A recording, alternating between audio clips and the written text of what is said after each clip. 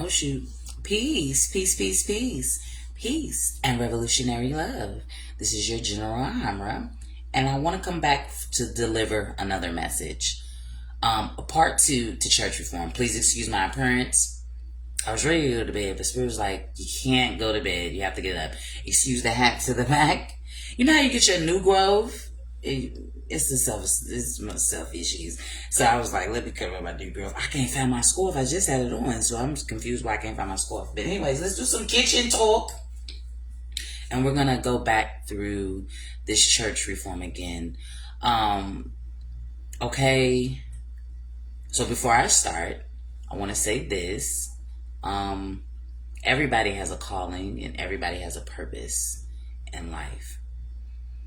And this makes my heart beat a lot. Like in love. Definitely not in hate. So much in love. Like, so let's go through this again. I'm not going to recap that whole video. If you didn't see my live video, the first one about church reform, go look at that and then come back to this. But I was talking about, churches should be schools, banks, grocery hubs, business hubs. Not only that, it could be bowling alleys, it could be skating rinks, it could be whatever we want to do. You know what I'm saying? Whatever we want to create and build, have function in our communities, it could be that. It could totally be that, right?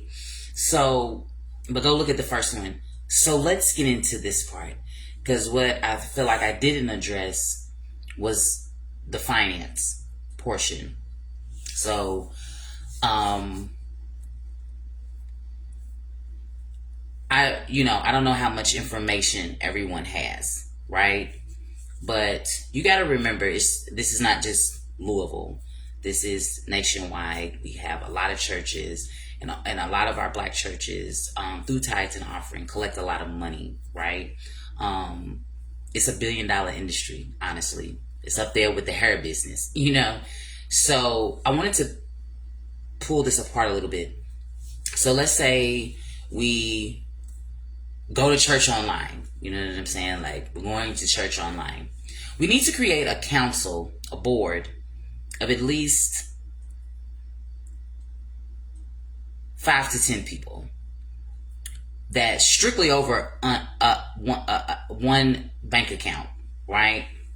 Another thing that issue that we have in our community is trust, right? So this particular board over the finances, particularly not pastors, but actual people who have the knowledge, the skills, the background, in finances, right?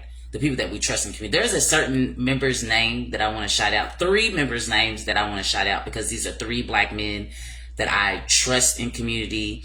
And if they were over it, we wouldn't have shit to worry about. As a matter of fact, I am going to say their names. It's Donnie Atkins, Vic Sandusky, and Butch Mosby.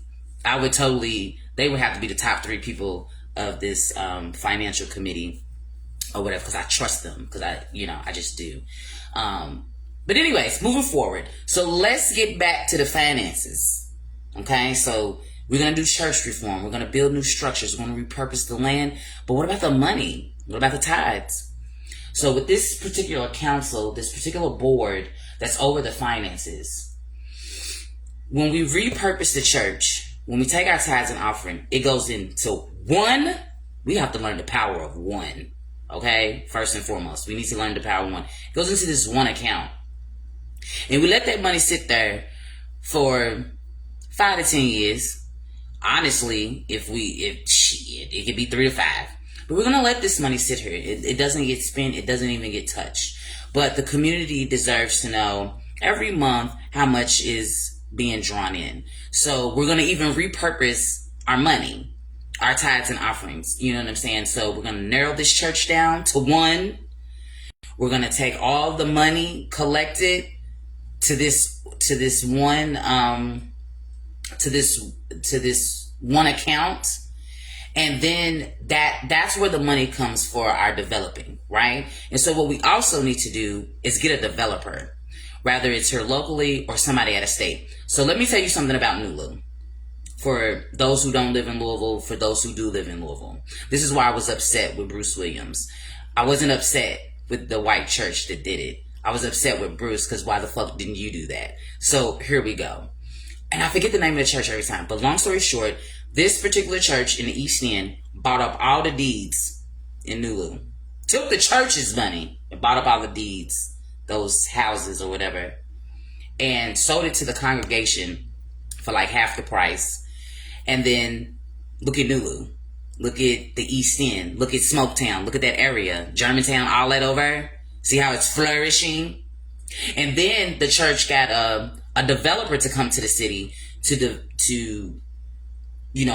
help develop the East End, which is a predominantly black area that isn't anymore, right? That was my frustrations with Bruce Williams, because not only are you holding me, this is back in 2000 and whatever year we on, 14, and it's not about having meetings at the church about the plans that's happening in the city.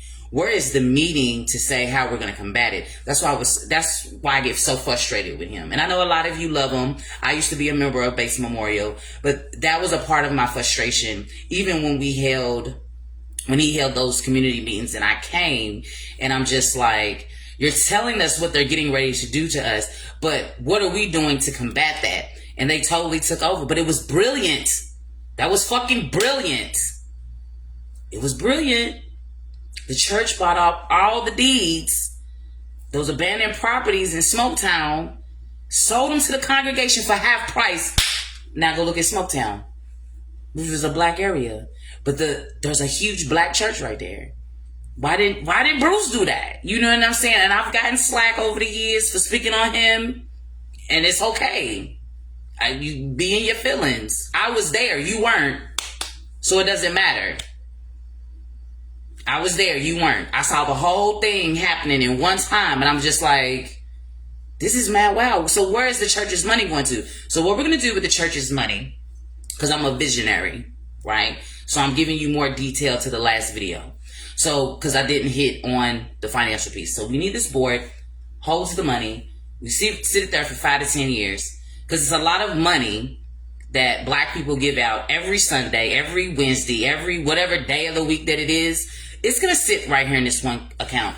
And so we can use those monies to develop and restructure and repurpose these churches into what we want, right? Rather it's grocery stores, banks, SKUs, bowling alleys, skating rinks, youth center, family resource center, whatever we want to do, that we're going to use the church's money on that.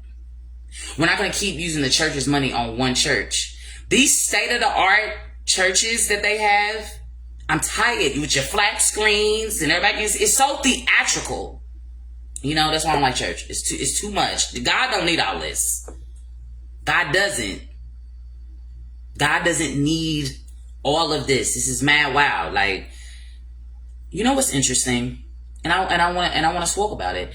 Over in Shavley, right off Ralph Avenue, but if you go around, you know, it's not too far from Health Daddy Wow Space. I was riding past and I seen a sign and it had Bates Memorial on it, and it's a lot of land. I mean, that shit run deep.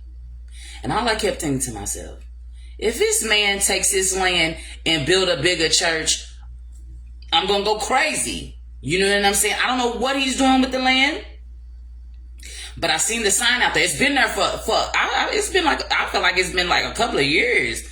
And ain't nothing been developed there, but I'm like, I know you ain't getting ready to take the church's money to build a bigger church over in Shavley, to pull more people in, to take more money. Y'all want to read that book of Malachi? Yes, this is my calling. My calling is to hold the black church accountable. This is my gift. This is what God told me what to do. Since God talked to y'all, God talks to me too. So let's go into this further about this finances. So that's what you can do with the money. We can be liberated literally overnight if you follow my lead. Like I said, I'm not the smartest one in the bunch. I'm just a visionary. But just imagine if you took all of the congregation's money from all the black churches that we have and put it in one account and let it sit for 5 to 10, 3 to 5, whatever year we're doing. Get a developer, whether it's in-state, out-of-state, say, hey, we want to take all our churches and develop them to look like this. Get you with a developer, architect, all that. We can do what Nulu did. Black Louisville. A white church did that. Hold on. Southeast Christian, right here in Louisville, Kentucky. Have you ever been there? Have you ever been to that church? Because it's only one. That's why I told you, we only need one church. If you're from Louisville, Kentucky, or if you're not from Louisville, Kentucky, there's a church, I think it's called Southeast Christian, whatever. It's a white church, though. Bruh, when you go in that church, it has everything. Ain't no sanctuary. And if it is, I missed that part.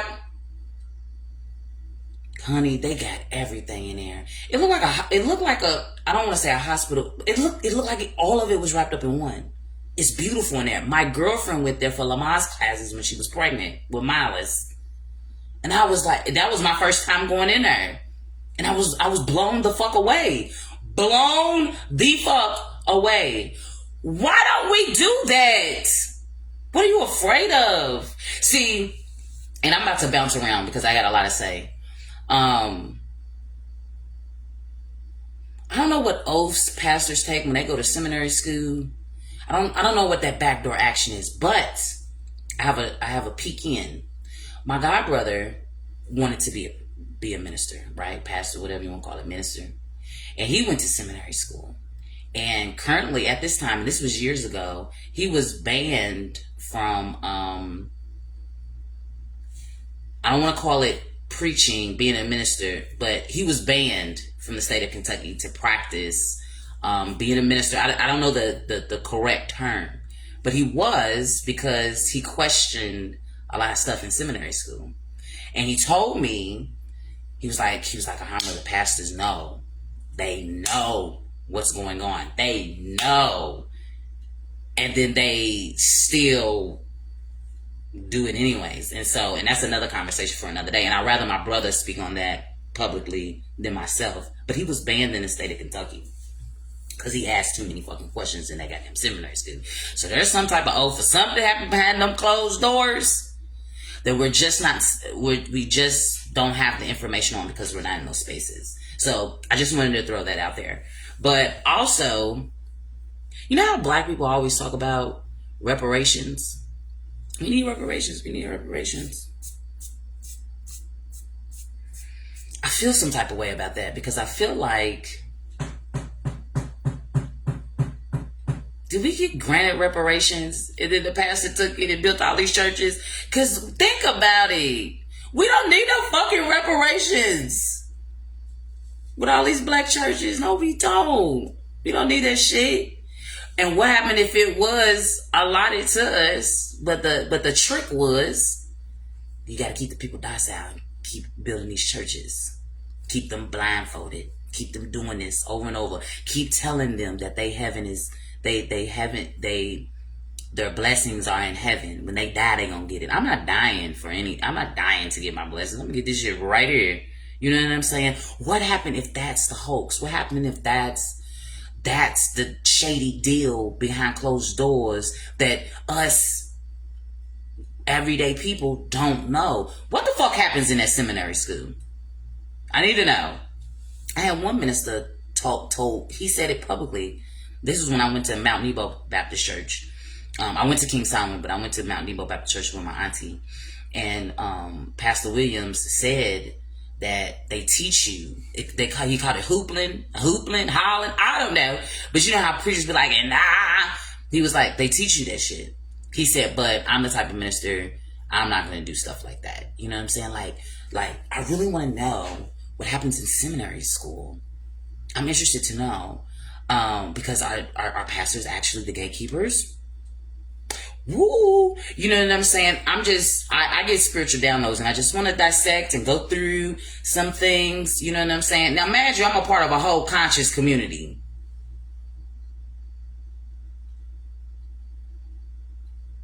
We've been doing this since 2014. I'm just giving you all a glimpse on a lot of shit that I already know. But let's just question it for a little bit. You know what I'm saying? That's another thing about the Bible, about white people, how they construct things inside of America, you know, that psychological oppression and slavery. You got to remember how the foundations of church was even built, how we were stripped from our names, language, spiritual systems, all that. You know what I'm saying? And one of them things was, what was it? Where was I going? Walk by faith, not by sight. Don't question God. All those extra things. If God gave me this whole ability, this whole brain to think, what the fuck you mean don't question? No, I'm questioning everything because I have a mind. I can think for myself. You know what I'm saying? But those limitations and things, don't question God. Don't worry about it. God got it. No, the fuck he don't. You know what I'm saying? Like, no, we got to talk about this. We got to question some things. The limitations, the breaking methods. Because remember, you became a Christian and a slave at the same time at that whipping post. So I just got a lot of questions, but I wanted to talk about that financial part because we could really do that. And we take all the dollars from every black church, and it's 100 plus of them. And I don't care if you only get $60 because you got 9 members every week. Put it in this one account. Let it grow. We're gonna go get a developer. We're gonna take this money. And we're going to repurpose the churches for whatever we want to do. You know, we can do whatever we want to do. The power is ours. The power is ours. The power is ours. We can do this. Like, I'm a revolutionary and I'm radical for change. What I don't want to happen is, I got 3 kids, 19, 15, and 8. My kids ain't doing this motherfucking fight when they get grown adults. This is crazy. I'm fighting my mother's, my grandmother's, and my great-grandmother's fight at 42. Knock it off. This is crazy. We shouldn't be doing this shit. This is mad wild when the answer is right in front of our face. We're gonna have to, pastors, ministers, I love y'all. Y'all know I do.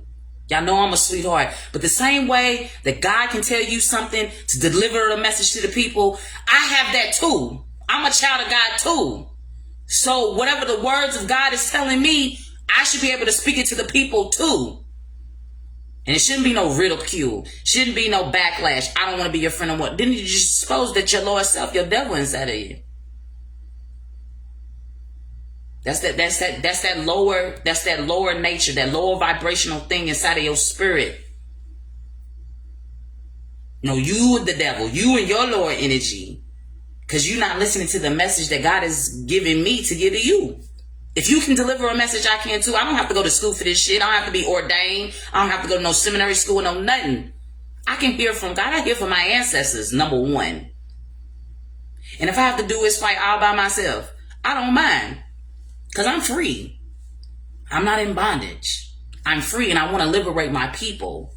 I want my people to come out of that burning house. It may be uncomfortable, but I know I'm righteous. Period. It is what it is. So, if we take our money, get a developer, the world is ours, y'all. Ours, y'all. We would win. We would totally win. That's why I said in the pulpit, put the Bible down for a little bit. Let's pick up some books from Dr. Clyde Anderson. He has the whole blueprint. There's too many blueprints for us not to be doing this in church if we're going to gather and congregate together. I don't want to worship anymore. I want to worship when we finally get this shit done. Then we can do our Negro spirituals. Then we can really, shout and praise God. We can't praise God right now because we ain't did nothing. We haven't did nothing radical. We haven't did nothing revolutionary. We ain't did nothing. We haven't made any changes. That's when you give God the praise. When you do something. Y'all motherfuckers is marching outside for Trump because you're upset on some national whatever. Our energy is so displaced. Focus your energy into this direction. Our liberation and our freedom. And I'm sorry, Minister Pastor. I have to challenge you. I'm not going to fight you. I'm going to challenge you to do better. Iron sharpens iron. I'm not trying to fight you. I'm not trying to hurt you. I love you. There's too many of y'all I know in real life to ever want to combat you or fight you in any type of way. I want to challenge you though. And I want you to challenge me. You know what I'm saying? Let's spar. You feel me? Let's do whatever we gotta do. But it don't have to get messy. But it must be discussed. And we can do this. But it's gonna take your consideration and your participation into this vision that God gave me. And if you're a man of God, you should be able to listen to God because God is speaking. And I'm a divine feminine. And I'm my queen mother. Like, hello. Nurture this whole thing. Bring forth life. And I can sustain it too. You know what I'm saying? So there go that morning portion that I was talking about. I missed that part out. So, you know, not only can we create schools, business, banks, roller rinks, bowling alleys, all of this, you know, the money still has to be collected. Keep the tithes. Your 10%, keep paying that. We just gonna put it in this one bank account over here. We're gonna let it sit for some time. Then we're gonna get a developer and develop our community the way that we want it. That's Black power right there. Anybody that reject that is mad wild. If you study criminology, it's all due to circumstance and economics. Violence, killing, stealing, all of it. But this is the dopest economic plan that I've ever thought of. I've had it for 10 years. And now Spirit is telling me, keep being vocal, keep being vocal, keep pushing it out there, keep putting it out there. It's going to fall on the right ear. It's going to be a family dialogue in the house. Somebody going to call somebody and be like, did you hear what Amber said on the thing? And you know, I want to get in your feelings. I want to. I need to. I have to get in your feelings. Because what we're dealing with is huge. This is a battle like none other, but it don't have to be unless you make it that way. You know what I'm saying? And we should question more, you know? And so it's just like, we can do this, y'all. Because it's been on my heart for over 10 years.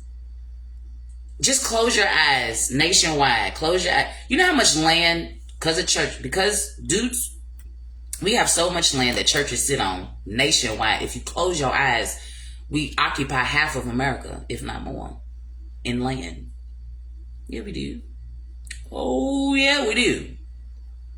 But you can't see it like that because it's like when you get in that house, you're on a continuum. I go in, I get a message, I come out, I go home, deal with my real reality that's fucked up, and you come back and you do this over and over and over again. You know what I'm saying? You don't know that your energy is being zapped, right? And sorry, Pastor Mister, you know I love you, but you have to give us, this ain't enough. The message is not enough. I do tarot readings for free online. The message is free. I don't even need a building for that. Like right now, I don't need a building for that. I can just come talk to you. You know what I'm saying? So now we wasting resources, time, space. That's how that money portion needs to look. So let's say church goes online. We just zap everybody online. And here's the power in the pastor and the minister.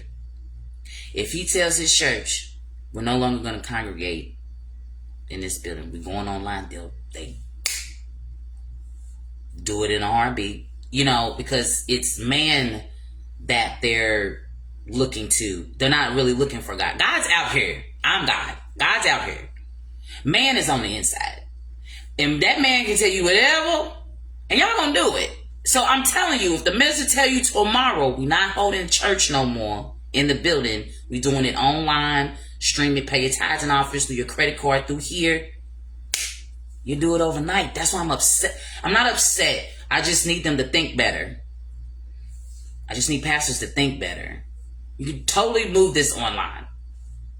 Because you already have it online. So just move the whole thing over there. You know what I'm saying? And then look at all that space and like, yo, like I don't understand why people don't think it's beautiful. And then you take all the money, one account, get you a board, council, whatever the fuck you want to call it, of finance, but a preacher can't sit on it. I'm going to say it right now. You know, you're going to have some degrees somewhere in finance, and all. You're going to have a resume to sit on this kind of, but you can't be a pastor. No. Pastors cannot sit on this board of the finance. No, he can't. But you got to be qualified. Your qualifications. We're taking resumes, and then people who we actually trust in community. That's why I named them 3 brothers. I did a reading about 2 years ago on those 3 brothers that I mentioned, Donnie, Vic, and Butch. And they're just superpowers. And we're not even using them correctly. You know what I'm saying? They doing them, you know, because they're men, they have families and children, and they do them. But they the only qualified people in the community that I feel like I trust. Now, if they find 7 more people to land with them, this shit can get done. Like, pay attention. And Spirit told me that about them 3 brothers. I'm trying to tell you. They're the hidden gems of our city that don't nobody.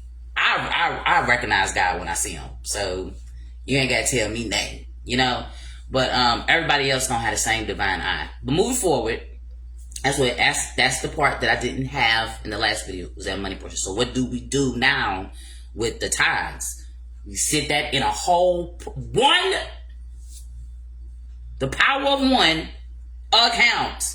All the people's money is coming into this one account. And so even if you're not in the church or whatever, this is a part of nation building. Put your money in the pot. You could be a school teacher. You can have your own business. You could work for the city. I don't know. But put your little percentage over here. We got a link that automatically goes straight to the account. All we ask is that the board every month gives us the numbers. And the numbers should go higher and higher and higher and higher. Because it's a dumping, it's a money dump.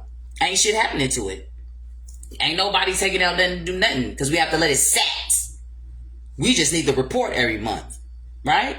Boom. So when we reach whatever that dollar amount is, whatever we're trying to reconstruct first, what we're gonna rebuild, boom. Then we have that big collective town hall meeting, community meeting, you know, and start laying down what we want to do first. Like, I have so much more. Like, I still need other intellectual minds to put it together. I'm just giving you the overview of the vision of how that works. Do it this way, and it will work successfully. And I think that's all I wanted to bring, was that money portion part, because I didn't speak of it. And then also adding to, you know, Broadway roller rink was on a corner. It was just me. You know what I'm saying? Like, we can have whatever we want. We can build and create whatever we want. Church reform. I'm sorry. We just gotta do it. Like, just let it go. Like, and don't let the message go. Don't let God go. If that's what you want, because I don't want to disrespect anybody and their faith and what they believe, and no none of that. But the majority of Black people are Christians. I'm not saying, you know, screw God, get rid of him, because I believe in God too. It's just different. I have an ancestral practice, but we all saying the same thing. But we can just repurpose the church, and we can still have church. Moving online, everybody can be at home. The pastor's at home. He's comfortable. You know what I'm saying? Because the phones is our everything. That's where we live. You know what I'm saying? Our computers, that's where we live. So just move it over here. Look at all that land we got. I'm trying to tell you. And then just take all the money, put it in one account. So no matter what minister you're listening to, pastor that you're listening to, all the money from the live stream, pay your tithes and offerings, is going to this one account. On one accord. Don't worry about it. California Day is Saturday. Peace and power to Fred Hampton. It's his anniversary. Black Power. We will have a table set up at California Day that will honor him and Marcus Garvey, because August belongs to Fred Hampton and August belongs to Marcus Garvey. So we'll be there. I sell books.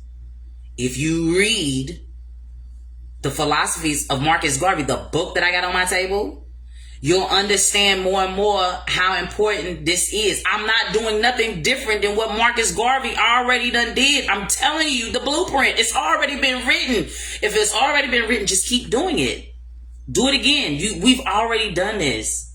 So just do it again. But we're going to need cooperation of the church. Totally going to need that. And we can be liberated in no time. It's not going to be as hard as you think it's going to be if you just sit down, strategize it, and just follow the blueprint that I'm trying to give you. You know what I'm saying? And so that's what it is. That's where it is. That's where it is. I'm telling you, I don't get these spiritual downloads for nothing. That's where it is. We shouldn't have to beg and ask and oppress and where's our reparations? Because honestly, I already think that we got it. I know it's going to sound jacked up, but I think the church stole it and made these churches. I think we already got our reparations. And they done swindled the gatekeeper, the pastor. I'm sorry. I know it sounds bad on the surface because we love the pastor because he's our brother. He's our sister. You know, I know. And we don't want to make these people out to be bad guys. And they're not bad guys. I don't know what the fuck y'all to be doing in seminary school, but I got some questions, according to my godbrother who's been banned for asking questions in seminary school. I just need to know. But I think we already got our reparations. I just don't think it was appropriately. I think we were blinded when it happened. And it's okay. Because why is the only thing that black people can collectively say that we have a large amount of is churches that sit on land? We already got our reparations. So asking for it is crazy. So since it got passed down to the church, you just have to go to the church and ask them for the shit back. Something to think about. I ain't the smartest one in the bunch. There's something to think about. I already think we got our reparations. It may be uncomfortable, but it's something to think about. And so I just wanted to deliver that message with the money part and all the things that we could totally have. And I'm going to keep pushing it. You know why? Because God gave it to me. God gave it to me to push the issue. I don't need an entourage. I've had 4 members in community reach out to me about my last video, and they were starting to think, because my whole goal is to get you to think, to question a little bit. Well, hey, maybe if it's not about, I've already had people call me about the last message. You know what I'm saying? And that's the thing. I want you to think. I just think about it. I don't want to get my heaven when I die. I want my heaven on earth. And I promise you, my children are not going to do this fight. I'm fighting my mother's fight, my grandmother's fight, and my great-grandmother's mother's fight. How long has the black church been in existence? The 1800s? No. I don't want my children to grow up having to do this shit that we're doing right now in the community. Oh, no. It's just a no. I don't want my children are not going to protest. Protest for what when we already got our heaven? Asians don't be motherfucking protesting. Latinos don't motherfucking be protesting in certain spaces. But you know what I'm saying? West Indians don't have. You see what I'm saying? Ain't nobody else protesting out this motherfucker but us. I don't want this for my future. Of my children and my grandchildren, my great-grandchildren. Hell no. We're going to have to end the holy war eventually. And I know we can collectively do it. Because if we don't, I'm so revolutionary. I'll put the church on trial. And I'll challenge the unum sanctum. UNAMS, one word, SANCTUM, which has never been challenged in a court of laws. But if I challenge that motherfucker, it could actually break down the government, because you got to remember the Roman Catholic Church governs the government, right? Google the word, the unum sanctum. I don't want to have to get that far. I'm just dealing with black people. I'm not trying to get that far.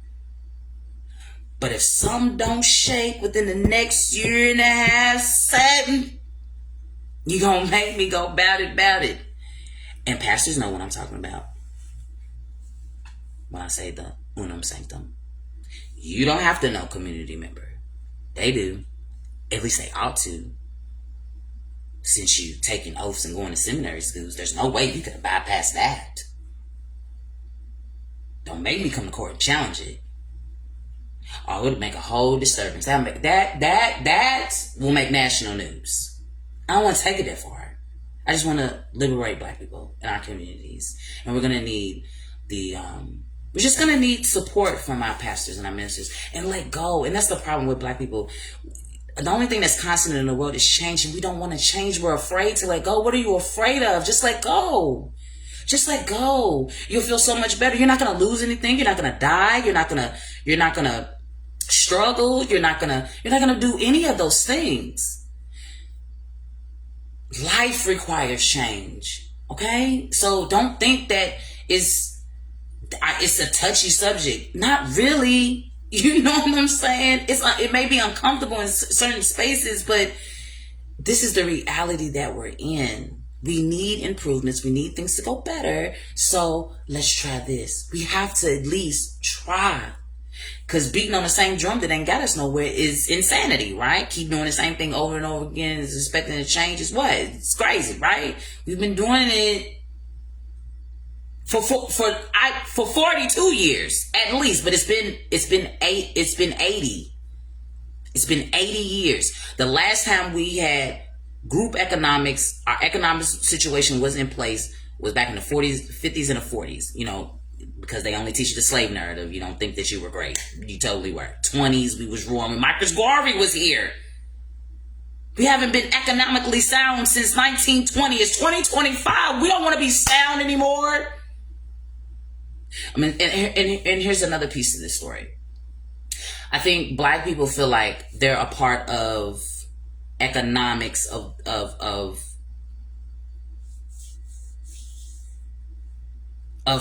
society with others, with white, blacks, Asian, and mixed. You know what I'm saying? Integration messed that up. So let's learn from the past.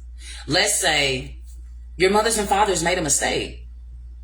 Okay, let's redo where we messed up at. Okay, this was a bump in the road. Integration was that.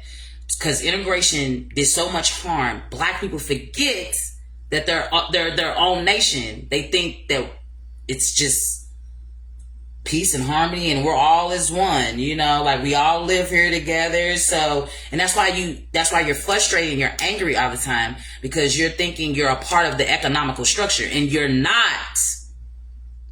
You have to build that on your own with your own race, like white people do, like Asian people do, Hispanics do, Africans do. Everybody comes to this country and outperforms us. And it's due to integration. That was the downfall, making us believe that we're all in this thing together. And no, we're not. We're just not. And you have to like really get that through your skull. And because even with black businesses, you know, I understand it. Support black businesses. There's no point of supporting black businesses if black businesses don't take a piece of their money and put it in a pot so we can go do something later. That's what everybody does. Every race does it but us. So you can support black people all you want to. You can go to their restaurants all you want to. You're supporting them, their families, and their business to stay functioning. That's it. That's it. That's all you're doing when you're supporting black businesses. You're just keeping them, you putting money in their pocket. But you're not economically doing anything together, because ain't none of the businesses came together and said, you know, I make this, I make that. What is a common percentage that we can put in this pot together? Or if everybody's percentage is different because everybody's business and money that comes in is different. So you don't necessarily have to agree on a percentage from all the black businesses, but you're going to put a percentage of your money over in this pot so we can go do that over there. Everybody does it but us. You can support black businesses all you want to. You're not supporting your economy. Because you're not. Look at the Arabs. Like how many examples do we need out here? But that church, it does something to y'all's brains. It limits your it limits your growth. Because it's over and over and over and over, to where you get complacent, to where and then it's the hope, and it's the prayer, and it's that constant thing that you do. If you constantly make money and pull your money together and do that constantly, we be rich. We'll be a wealthy nation. You're gonna have to pick what you want to do. Do you want to sit and be ministered to, pray, do the prayer? You want to constantly do that? Or do you want to constantly work, get my money, you got your money, and then we put it together and then we create something great together? Which one do you want to do? You can't do, well, you could, but pick a struggle. Pick a side. And do the one that has our heaven on earth. You're not going to get heaven when you die. You're dead. You're gone. You may reincarnate and come back. I hope you reincarnate and come back and don't keep doing the same shit you did past life. But no, I don't want to die. Who? Somebody's lying. Talking about when you die, you get paradise. No, I want that shit here. Why I got to die for that shit? I want my shit right here. Not dying for that. And then get your glory when you get to heaven. That's a lie. It's a lie. That's not how science even works. And so I have to hold my black churches accountable, my black ministers accountable. I don't know what y'all doing in them seminary schools. And if I gotta thug this out, I'm just gonna thug it out. Like, because my children aren't gonna be doing this when they get older. No, the heaven's going to be here. They're going to be stable. They're going to be able to go to black businesses, work, build their wealth, and we all just going to be liberated out here. We just need some cooperation from our churches. We have to. There has to become a point where we say, all right, let's try something different. That's all I'm asking, is for you to try something different and see. Let's say it don't work, which I know is a goddamn lie. I know what God told me. But let's say it don't work. Well, then go back. Go back to church. Get your ministry. And I get it. There's nothing wrong with getting a feel-good speech. All that. I know. I give me feel-good speeches. My mama gave me a feel-good speech just the other day. My friends. I've been unemployed for 2 months. Finally got a job. I didn't have to go to church to get the messages. The ones who were next to me, the gods next to me, kept me sane. Kept me focused. Put money in my pocket, paid my bills, did all that. That the God's been around me. I've asked the church for money before to help with a deal. It didn't turn out too smooth, and I was tithing in that motherfucker. But here I am. I don't belong to nobody's church or no nothing. It has been sustained for the past 2 months. So who's God? I didn't do any prayers or nothing.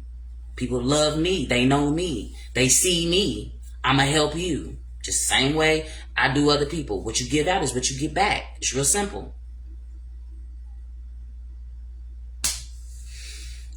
But that's all I wanted to say. If you came in late, watch it back from the beginning. I just wanted to deal with that money portion. Like I said, I'm not the smartest. I don't know nothing about money. I don't know the finance, all that. That's why I named those 3 kings. I said they names twice. All the 3 of them twice. I'm telling you, if we get them involved and churches are really serious, we gonna be dope in real time. Because that's what the vision that God gave me. And can't nobody take it away. I know what I heard. I can listen too. I listen to my ancestors. I listen.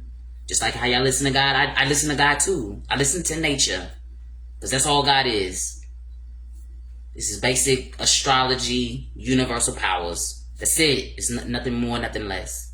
So I hope this message got to you well. Go look at my first video.